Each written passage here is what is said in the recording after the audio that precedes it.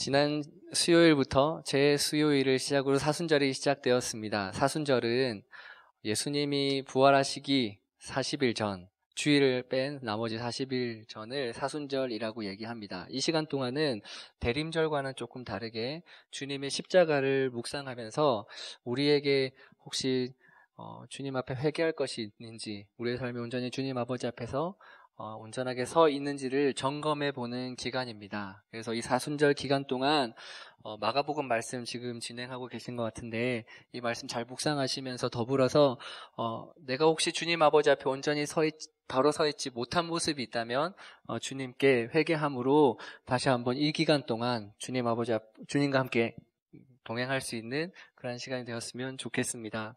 그리고 아까 집사님께서 기도해 주실 때 한국 상황에 대해서 얘기를 해주셨는데 이게 되게 심각하더라고요. 그래서 한 주간 혹시 생각나실 때마다 한국을 위해서 기도해 주셨으면 좋겠습니다. 코로나19 바이러스가 급속도로 퍼지고 있는데 이 모든 상황들이 잘 해결되어서 모두가 또 안전해질 수 있는 우리나라가 될 수 있도록 우리 나라를 위해서도 간절히 기도해 주셨으면 좋겠습니다. 네, 오늘의 본문은 로마서입니다. 로마서 같이 말씀을 읽고 가겠습니다. 로마서 12장 14절에서 18절입니다. 로마서 12장 14절에서 18절인데 읽는 것을 저희가 21절까지 같이 한번 읽어볼게요. 로마서 12장 14절에서 21절.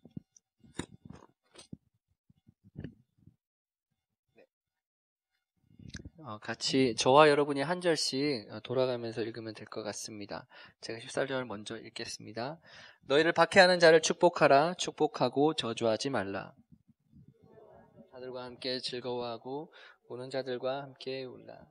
서로 마음을 같이 하며 높은 데 마음을 두지 말고 도리어 낮은 데 처하며 스스로 지혜 있는 채 하지 말라.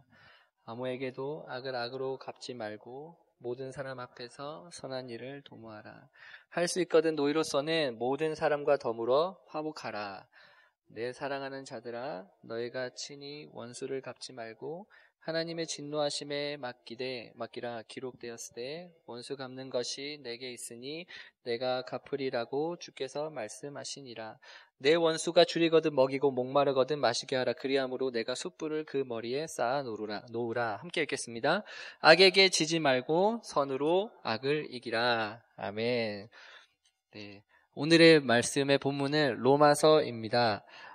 로마서는 로마 교회를 향한 바울의 편지입니다. 로마 교회는 다른 선교지의 교회와는 조금 다른 차이점을 초대교회에서 가지고 있습니다. 그것은 바로 사도들에 의해서 교회가 세워진 것이 아니라 예수님께서 승천하신 후에 첫 오순절날 그 절기를 지키기 위해 로마에서부터 예루살렘으로 와서 그 자리에서 머물고 있었던 유대인들이 베드로의 설교를 듣고 회심한 이후에 로마로 다시 돌아가서 세워진 것으로 추정하고 있습니다. 사도행전 이거는 지난주 건데요. 이게 아닌데. 네, 사도행전 2장 20절에 보면은 이와 같이 나와 있습니다. 부르기아와 밤빌리아, 애국과 및 구레네에 가까운 리비아 여러 지방에 사는 사람들과 로마로부터 온 나그네 곧 유대인과 유대교에 들어온 사람들과 라고 얘기하고 있습니다. 사도행전 2장 10절에는 오순절날 베드로의 설교를 듣기 위해 모였던 그 사람들에 대해서 얘기를 하고 있는데, 여기에서 보면 로마로부터 온 사람들에 대해서 언급을 하고 있는 것입니다. 그래서 여기에서 회심한 사람들이 다시 로마로 돌아가서 교회를 세운 것이 바로 로마 교회인 것입니다. 그리고 그리고 4세기의 라틴 교부 암브로시우스라는 사람도 이와 같이 기록하고 있습니다. 로마의 교회는 어떤 특정한 사도에 의해 세워진 것이 아니라 유대인의 의식을 따라 유대인들 사이에서 그리스도에 대한 믿음을 소유하게 되었다라고 얘기하고 있습니다. 즉, 성도들이 연합하여 만든 교회라고 할 수 있는 것입니다. 이어지는 기록에 보면 로마 교회는 예수님이 곧 그리스도이시다라는 것에 대한 논쟁이 매우 크게 있었던 것으로 보입니다. 다른 바울 서신에 드러나는 바울의 행보를 살펴보면 늘 그 지역의 회당에 들어가서 예수님이 곧 그리스도이십니다라는 것을 바울이 회당에서 항상 전파했는데 초기 로마 교회 또한 회당을 중심으로 예수가 곧 그리스도이심을 선포하고 있었던 것으로 보입니다. 하지만 이런 주장은 주님을 메시아로 인정하지 않는 유대인들에게 큰 갈등을 불러일으켰습니다. 그리고 이로 인한 분쟁이 심해지게 되어서 정치적인 불안감을 느낀 클라우디우스 황제에 의해서 유대인들이 로마로부터 쫓겨나게 되었습니다. 그러다 보니까 로마 교회를 구성하고 있는 사람이 유대인들과 로마 지역에 살고 있던 어떤 이방인들이었는데 유대인들이 다 이제 쫓겨나게 되면서 이방인들, 유대인들이 아닌 분들 중에서 그리스도를 믿는 사람들만 그 교회에 남게 된 상황이 펼쳐지게 된 것입니다. 이런 상황들이 로마서 1장 5절과 13절에 보면 말씀을 통해서 살짝 엿볼 수 있습니다. 제가 이거 읽어드리겠습니다. 그로 말미암아 우리가 은혜와 사도의 직분을 받아 그의 이름을 위하여 모든 이방인 중에서 믿어 순종하게 하나니 모든 이방인 중에서 믿어 순종하게 했다. 그리고 1장 13절에 보면 형제들아 내가 여러 번 너희에게 가고자 한 것을 너희가 모르기를 원하지 아니하노니 이는 너희 중에서도 다른 이방인 중에서와 같이 열매를 맺게 하려 함이로다. 로마 교회는 이방인들이 모여서 만든 교회이고 성도님들이 중심으로 해서 모여진 교회가 바로 로마 교회였던 것입니다. 이렇게 이제 유대인들이 쫓겨나게 되고 이방인들 중에서 그리스도를 믿는 분들이 모여있는 중심으로 해서 예배가 진행되어지는 와중에 주후 54년경 클라우디우스 황제가 죽은 뒤에 로마로 돌아온 유대 그리스도인들은 자신들이 없는 사이에 교회를 지키던 이방인 그리스도에 의해서 변화된 교회의 모습을 발견하게 되고 그것 때문에 유대인들 중에서 그리스도를 믿는 사람들 그리고 이방인 중에서 그리스도를 믿는 사람들끼리 갈등이 일어나게 됩니다. 갈등이 일어나게 되는데 그것을 로마서 14장에서 이와 같이 나옵니다. 14장 1절과 13절 제가 두 절만 읽어보겠습니다. 믿음이 연약한 자를 너희가 받되 그의 의견을 비판하지 말라. 13절에는 그런즉 우리가 다시는 서로 비판하지 말고 도리어 부딪힐 것이나 거칠 것을 형제 앞에 두지 아니하도록 주의하라 라고 나옵니다. 다수의 자유분방한 이방 기독교인들과 소수 그룹의 보수적인 유대 기독교인들 사이에 갈등이 일어나기 시작한 것입니다. 그리고 믿음이 약한 자와 강한 자 사이에 갈등이 일어났기 때문에 이러한 갈등을 다루기 위해서 바울은 마음을 잡고 로마 교회를 향한 편지를 쓰는데 그것이 바로 로마서인 것입니다. 유대인들에게는 하나님의 선택된 민족, 그 선민의 민족적 우월성을 자랑하는 것은 복음을 이렇게 전달하는 데 있어서 어긋나는 것이다 라고 하면서 유대인 기독교인들을 향해서 이렇게 비판이라기보다는 좀 가르치려고 했고요. 로마서가. 그리고 이방인 그리스도인들에게는 이스라엘의 특수성을 언급하면서 유대 그리스도인들을 향한 그들의 자만심과 우월성도 잘못된 거야 라고 다그치는 뭔가 이렇게 다스리려고 하는 내용들이 바로 로마서에 있습니다. 제가 읽어드리겠습니다. 로마서 2장 1절과 23, 24절 그리고 로마서 11장 11절, 12절에 이와 같은 내용이 있습니다. 제가 읽어드릴게요. 로마서 2장 1절입니다. 그러므로 남을 판단하는 사람아 누구를 막론하고 내가 핑계하지 못할 것은 남을 판단하는 것으로 내가 너를 정죄함이니 판단하는 내가 같은 일을 행함이니라. 23절, 24절에는 율법을 자랑하는 내가 율법을 범함으로 하나님을 욕되게 하느냐. 기록된 바와 같이 하나님의 이름이 너희 때문에 이방인 중에서도 모독을 받는도다. 이것은 유대인 기독교인들을 향한 바울의 메시지입니다. 계속적으로 율법을 강조했기 때문에 그래서 너희는 이렇게 살아야 되지 않겠냐라고 계속 정죄하는 말들을 했기 때문에 바울은 이들을 다스리기 위해서 이와 같이 말을 전하고 있었고요. 로마서 11장 11절 12절에는 이와 같이 나옵니다. 그러므로 내가 말하노니 그들이 넘어지기까지 실족하였느냐 그럴 수 없느니라. 그들이 넘어짐으로 구원이 이방인에게 이르러 이스라엘로 시기나게 함이니라. 그들이 넘어짐이 세상의 풍성함이 되며 그들의 실패가 이방인의 풍성하게 되거든 하물며 그들의 충만함이요 라고 이야기하고 있습니다.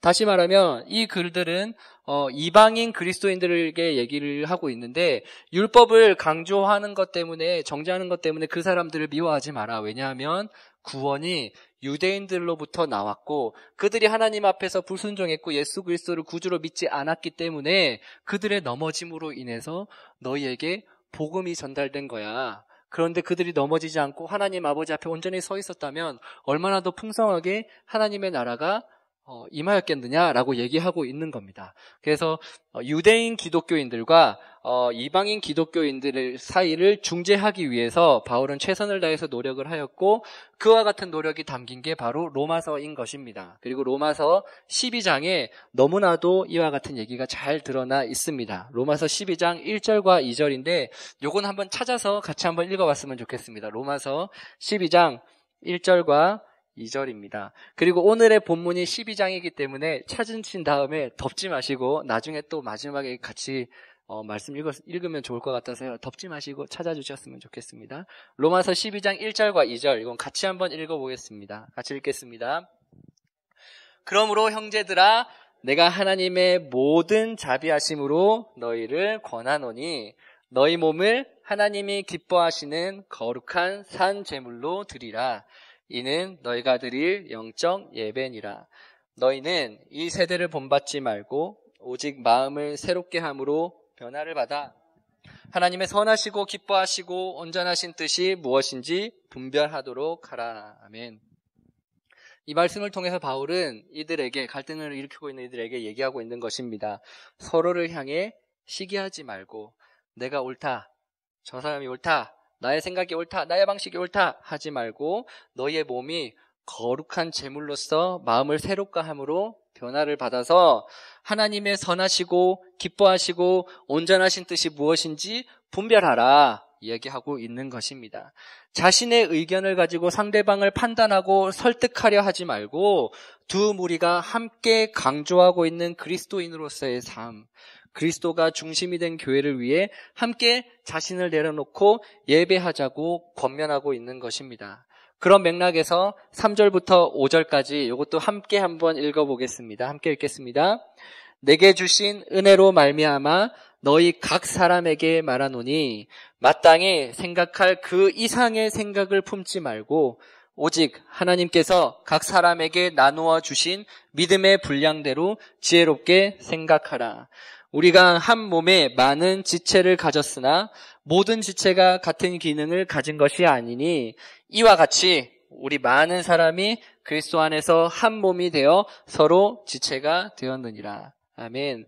각 사람에게 나눠주신 믿음의 분량대로 지혜롭게 생각하라. 모든 지체가 같은 기능을 가진 것이 아니라 서로의 영역을 서로 존중하면서 그리스도 안에서 한 몸을 이루어가라 말씀하고 있는 것입니다. 지금까지 어떤 논쟁이 있었던지 간에 어떤 마음으로 서로를 판단하고 정죄하였던지 간에 서로가 다름을 인정하고 그리스도의 몸으로 연합하라 라고 말씀하고 있는 것입니다. 혹시 마음에 다른 사람들을 향한 판단의 마음이 있거나 미움의 마음이 있진 않습니까? 혹시 나의 생각과 나의 신앙의 방식과 맞지 않는다고 해서 다른 이들을 비판하거나 배제하시지는 않으셨습니까? 혹시나 그런 마음과 생각을 가지고 있었다면 오늘 바울이 이야기하는 말씀에 귀를 기울이면서 다시 한번 생각을 점검하고 하나님 앞에 회개함으로써 그 모든 마음을 내려놓을 수 있는 저와 여러분이 되었으면 좋겠습니다. 아멘. 야복강 앞에서 야곱은 하나님과 씨름하여서 이김으로 이스라엘이 되었습니다. 하지만 성경은 이후에도 이스라엘이라고 바뀐 그 이름을 잘 사용하지 않았던 것 같아요. 그냥 바뀐 이름으로 부르지 않고 야곱으로 이야기하면서 이후의 행적들에 대해서 이야기를 하고 있습니다. 에서를 목전에 두고 하나님은 야곱에게 자신의 밑바닥이 어떠한지 깨닫게 하셨지만 야곱은 자신의 문제가 해결되자마자 이전의 야곱으로 되돌아가 버렸습니다.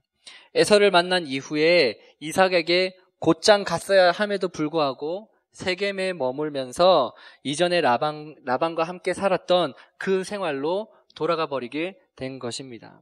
그 결과 야곱은 하나님의 말씀에 순종하였다면 겪지 않아도 됐었을 문제들을 그 땅에서 겪게 되었습니다. 레아가 야곱에게 낳은 딸 디나가 히위족 속중 하몰의 아들에게 강간을 당하게 된 것입니다. 이것이 하나님에 대한 불순종의 벌로서 그런 것이 아니라 이건 정죄에 나왔던 그런 의미가 아니라 하나님 앞에 순종하였다면 피할 수도 있었던 길을 맞이하게 된 것입니다. 그래서 레아가 야곱에게 낳은 딸 디나가 강간을 당하게 되었고 이로 인해서 너무나도 화가 난 시므온과 레위는 그들에게 거짓으로 혼례를 약속을 하게 됩니다. 그래서 그 혼례를 약속하는 조건으로 남자들 모두 할례를 해라. 우리는 유대인이고 하나님 앞에 구별된 백성이니까 너희가 할례를 한다면 너희를 우리의 가족, 우리의 일원, 하나님의 백성으로 받아들여 줄게 라고 거짓으로 얘기를 하게 됩니다. 하지만 이 하몰의 아들들, 하몰과 그 족속들은 이 말을 고지고대로 듣고 할례를 행하게 되고 그날 밤 시므온과 레위는 너무나도 주어진 상황에 분노해서 참을 수 없었다 하더라도 그 모든 것들을 넘어서는 복수를 해버리게 됩니다. 모든 남자들을 그 자리에서 다 죽여버립니다. 이와 같은 모습을 하나님은 옳지 않다 생각하셨습니다. 그리고 야곱 또한 이로 인해 분노한 것은 당연한 일이었고 이 사건으로 인해 하나님 또한 이들에게 이와 같이 말씀하셨습니다. 창세기 49장 5절에서 7절까지 말씀인데 제가 이건 읽어드리겠습니다. 시므온과 레위는 형제요 그들의 칼은 폭력의 도구로다. 내 호나 그들의 모의에 상관하지 말지어다. 내 영광아 그들의 집회에 참여하지 말지어다. 그들이 그들의 분노대로 사람을 죽이고 그들의 혈기대로 소의 발목 힘줄을 끊었음이로다. 그 노여움이 혹독하니 저주를 받을 것이요 분기가 맹렬하니 저주를 받을 것이라. 내가 그들을 야곱 중에서 나누며 이스라엘 중에서 흩으리로다. 이런 상황에서 저는 사실 레위와 시므온을 옹호할 생각은 없지만 그들의 마음은 정말로 많이 이해가 되긴 합니다. 왜냐하면 누군가가 좀 입장을 바꿔서 누군가가 저기 있는 제 가족들에게 위해를 가하려고 한다면 저도 제가 어떻게 변할지 모르겠어요. 사실 너무나도 극단적인 상황에 이 가족이 처해 있었기 때문에 시므온과 레위는 어쩌면 그럴 수밖에 없는 선택을 하게 된 것일 수도 있을 것 같습니다. 하지만 이것은 성경에서 분명히 실수라고 얘기하고 있고 이런 실수를 반복하지 않도록 하기 위해서 우리가 할 수 있는 것은 정말 간절히 하나님 아버지 앞에 주어진 상황을 내려놓고 묻는 것 이외에는 할 수 있는 것이 없는 것 같습니다.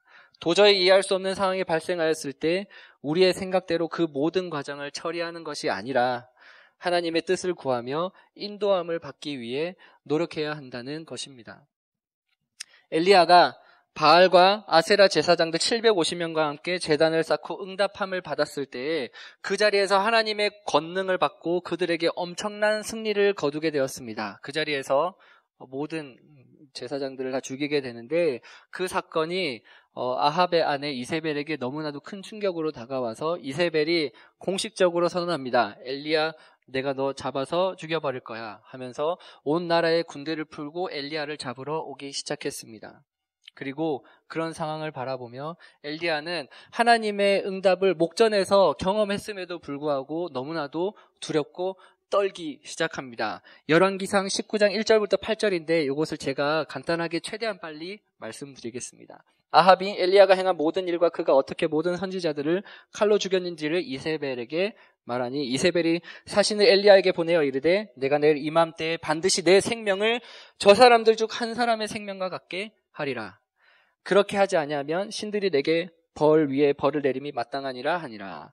그가 이 형편을 보고, 여기서 얘기하는 그는 엘리야입니다. 그가 이 형편을 보고 자기의 생명을 위해 도망하여 유다에 속한 부알세바에 이르러 자기의 사환을 그곳에 머물게 하고 자기 자신은 광야로 들어가 하룻길쯤 가서 한 로뎀나무에 앉아서 하나님 아버지 앞에 이렇게 기도합니다. 하나님, 제가 죽기를 원합니다. 여호와여, 넉넉하오니 지금 내 생명을 거두어 주시옵소서.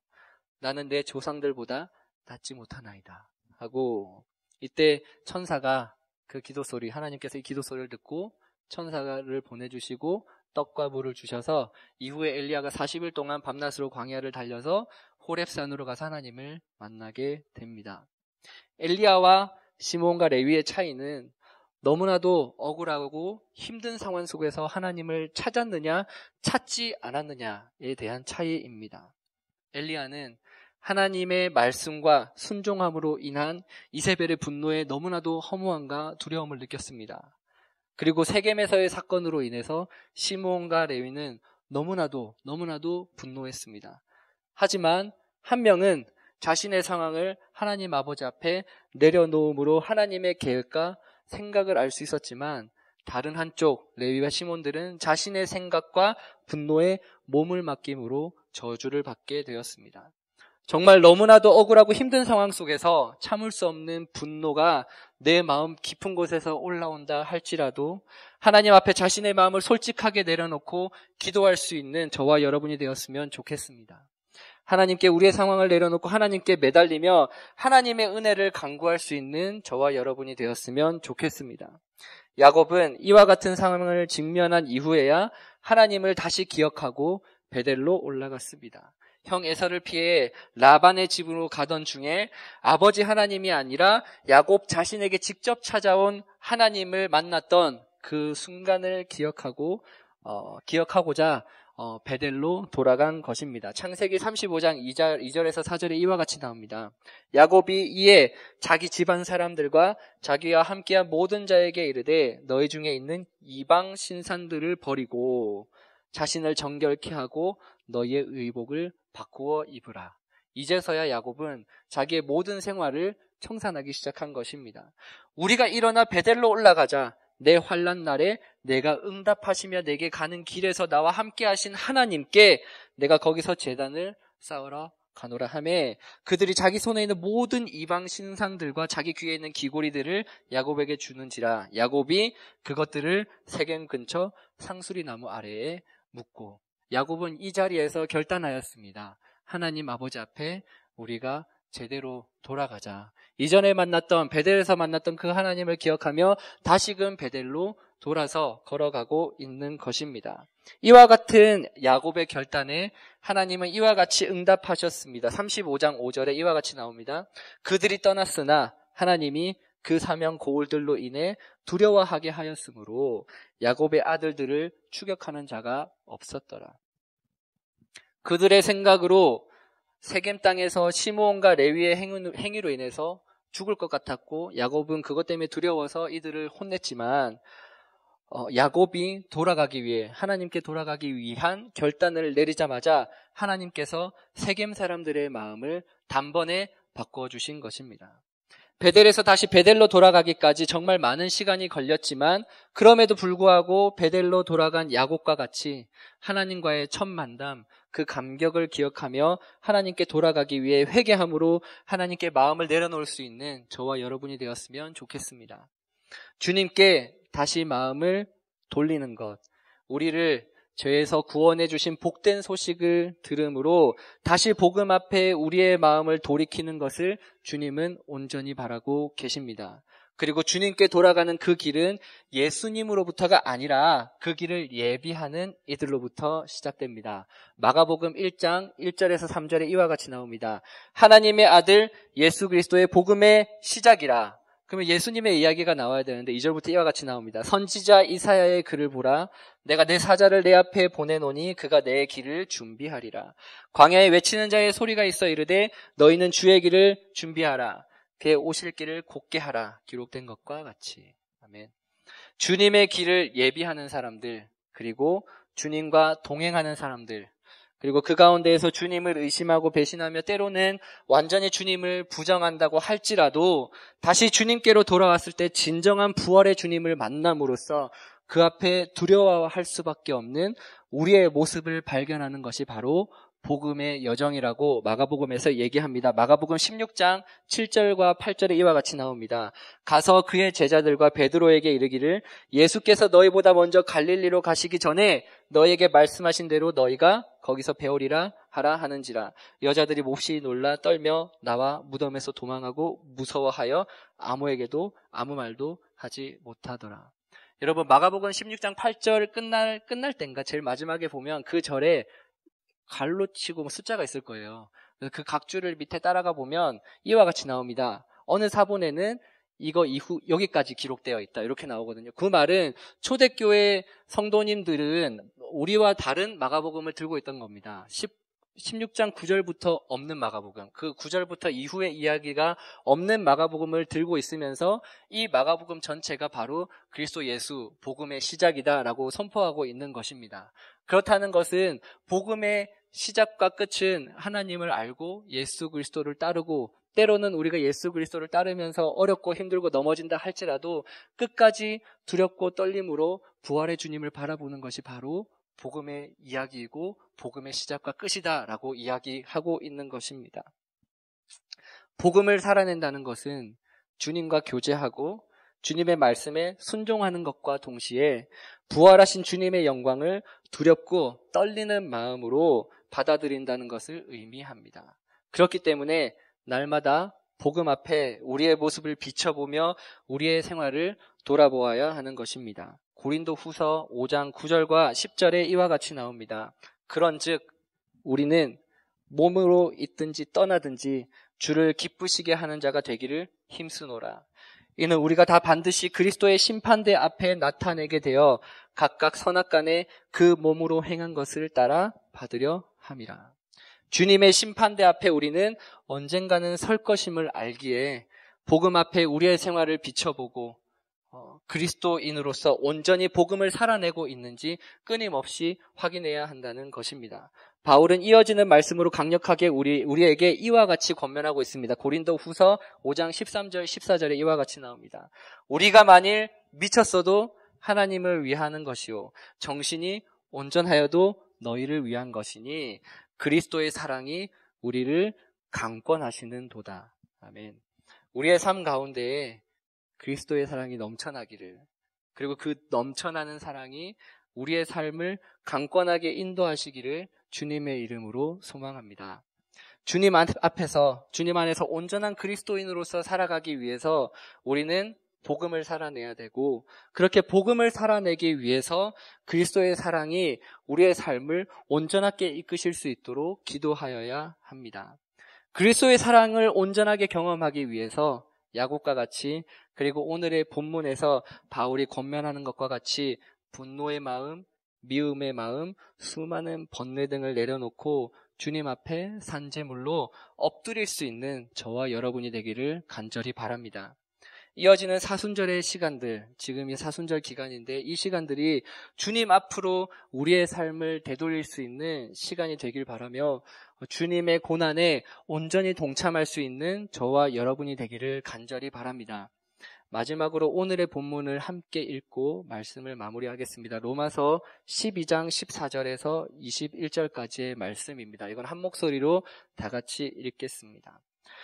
너희를 박해하는 자를 축복하라. 축복하고 저주하지 말라. 즐거워하는 자들과 함께 즐거워하고 우는 자들과 함께 울라. 서로 마음을 같이 하며 높은 데 마음을 두지 말고 도리어 낮은 데 처하며 스스로 지혜 있는 채 하지 말라. 아무에게도 악을 악으로 갚지 말고 모든 사람 앞에서 선한 일을 도모하라. 할 수 있거든 너희로서는 모든 사람과 더불어 화목하라. 내 사랑하는 자들아, 너희가 친히 원수를 갚지 말고 하나님의 진노하심에 맡기라. 기록되었으되 원수 갚는 것이 내게 있으니 내가 갚으리라고 주께서 말씀하시니라. 내 원수가 줄이거든 먹이고 목마르거든 마시게 하라. 그러함으로 내가 숯불을 그 머리에 쌓아 놓으리라. 악에게 지지 말고 선으로 악을 이기라. 아멘.